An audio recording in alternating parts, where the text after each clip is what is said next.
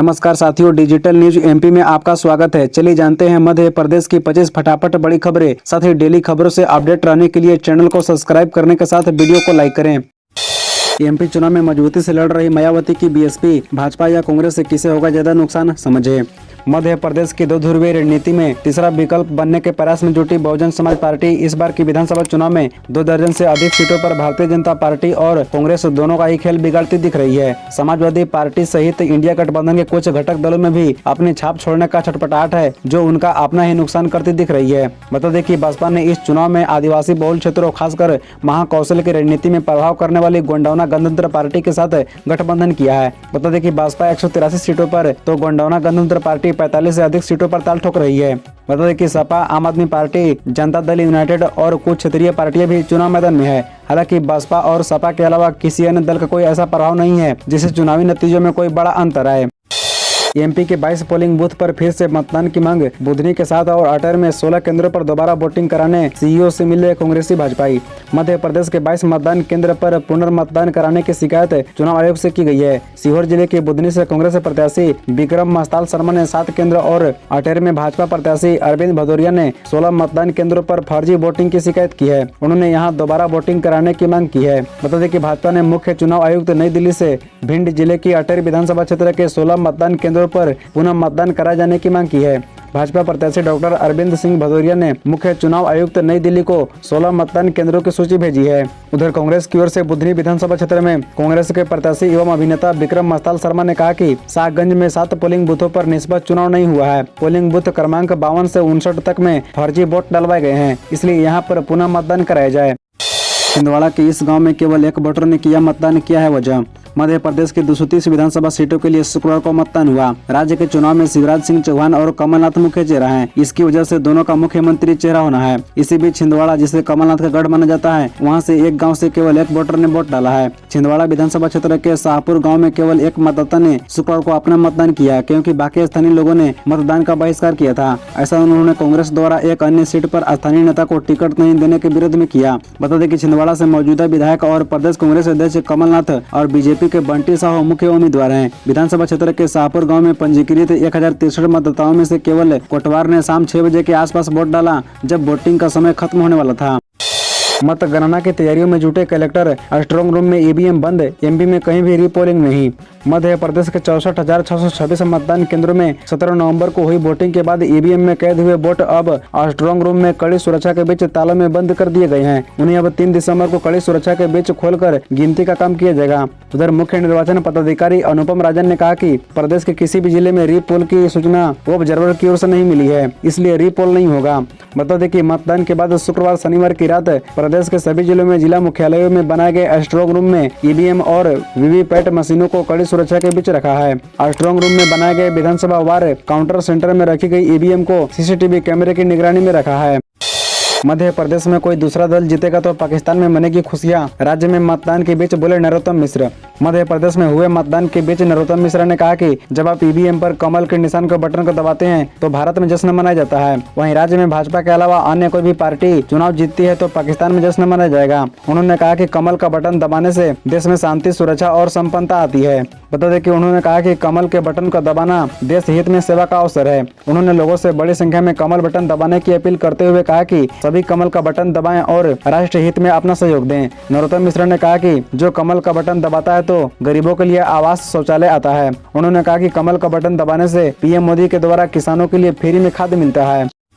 सलमान का 100 और हजारों के भीड़ के साथ अड़े दिग्विजय, खुजराहो में थाने पर हंगामा। कांग्रेस के कदावर नेता दिग्विजय सिंह समेत कांग्रेस नेताओं ने शनिवार को कांग्रेस पार्षद सलमान खान की डेड बॉडी को लेकर खुजराहो पुलिस स्टेशन पर विरोध प्रदर्शन किया। सलमान की कथित तौर पर राजनगर से भाजपा उम्मीदवार और अन्य के साथ झड़प में मौत हो गई थी। छतरपुर पुलिस ने राजनगर में गुरुवार शुक्रवार की दरमियानी रात को कथित तौर पर एक ट्रक से कुचलकर 34 वर्षीय कांग्रेस पार्षद की मौत के बाद भाजपा उम्मीदवार एवं 14 अन्य पर हत्या की कोशिश और दंगे का मामला दर्ज किया गया। दिग्विजय ने ट्वीट कर कहा, कांग्रेस कार्यकर्ता सलमान के पार्थिव शरीर के साथ छतरपुर के 3 कांग्रेस प्रत्याशियों और हजारों कार्यकर्ताओं के साथ खुजराहो थाने पर बैठे हैं। हमने 5 घंटे तक पुलिस से निवेदन किया कि आरोपियों पर कार्रवाई करे, लेकिन पुलिस एफआईआर के बावजूद कुछ नहीं कर रही है। प्रत्यक्षदर्शियों के बयान भी नहीं ले रही है। पुलिस आरोपियों के कार्य तक जब्त करने का साहस नहीं कर पा रही है।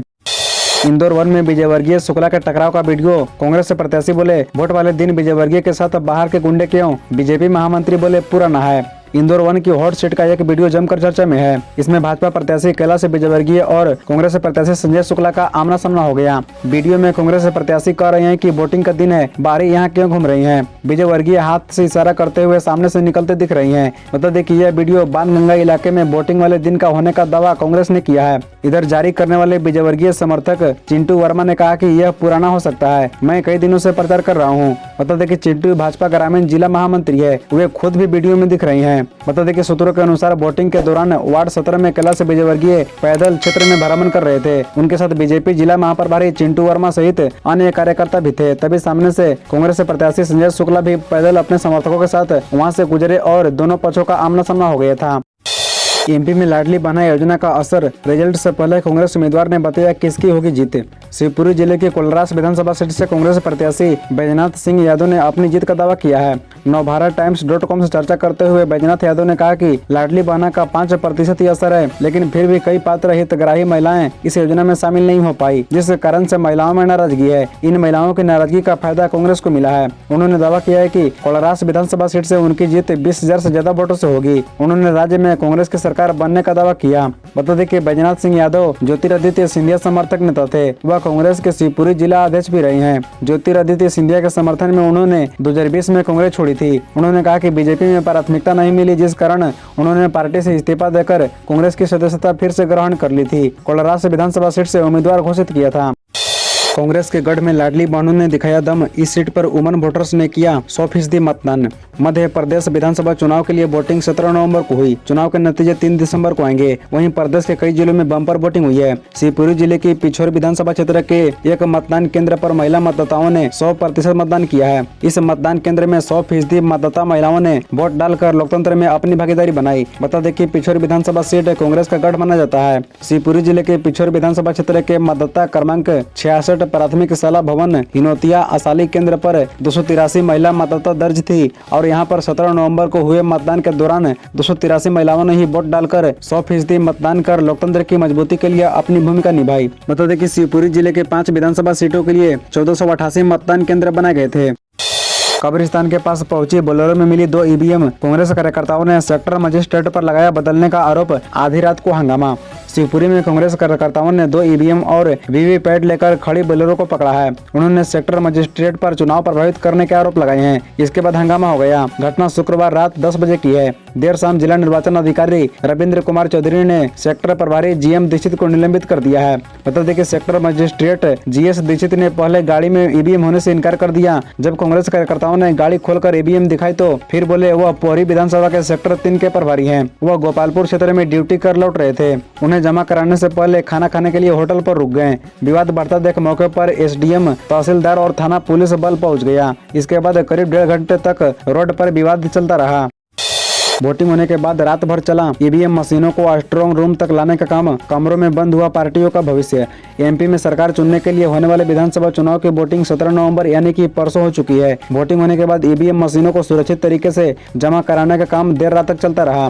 प्रदेश के कई जिलों की तरह जबलपुर जिले की 8 विधानसभा सीटों की मतगणना शाम 6 बजे संपन्न होने के बाद ईवीएम मशीनों को स्ट्रांग रूम तक लाने का सिलसिला देर रात तक जारी रहा।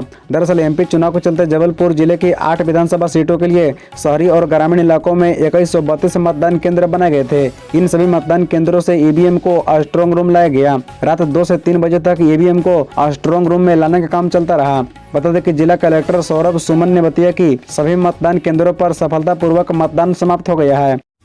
बीजेपी उम्मीदवार के खिलाफ एफआईआर दर्ज, वीडियो वायरल होने के बाद एक्शन, जाने क्या है मामला। मध्य प्रदेश विधानसभा चुनाव के लिए वोटिंग हो गई है। शुक्रवार को वोटिंग के दौरान बालाघाट जिले के बैहर सीट से बीजेपी उम्मीदवार भगत सिंह तेनाम के खिलाफ केस दर्ज हुआ है। बीजेपी उम्मीदवार पर कांग्रेस कार्यकर्ता को जान से मारने की धमकी देने का आरोप लगा है। भगत सिंह नेताम का एक वीडियो सोशल मीडिया पर वायरल हो रहा है। इस वीडियो के वायरल होने के बाद कांग्रेस कार्यकर्ताओं में आक्रोश है। शुक्रवार को वीडियो सामने आने के बाद कांग्रेस कार्यकर्ता ने असगरा में सड़क जाम कर दी। मामले की जानकारी देते हुए एडीएसपी विनोद कुमार मीणा ने बताया कि सड़क जाम होने की जानकारी मिलते ही पुलिस बल मौके पर पहुंची। कार्यकर्ताओं ने बीजेपी उम्मीदवार के खिलाफ शिकायती आवेदन दिया था। इस मामले में कार्रवाई करते हुए शनिवार को बीजेपी उम्मीदवार भगत सिंह तेनाम समेत उनके 10 समर्थकों के खिलाफ केस दर्ज किया गया है। बताया जा रहा है कि बीजेपी कांग्रेस कार्यकर्ताओं के बीच चुनावी प्रचार को लेकर विवाद हुआ था। कार्यकर्ताओं ने प्रचार के दौरान एक दूसरे को गांव में जाने से रोक दिया था, जिसके बाद दोनों पक्षों के बीच विवाद बढ़ गया था। इसी तरह रोजाना खबरों से अपडेट रहने के लिए इस चैनल को सब्सक्राइब कर बेल आइकन को भी प्रेस कर दीजिए। धन्यवाद।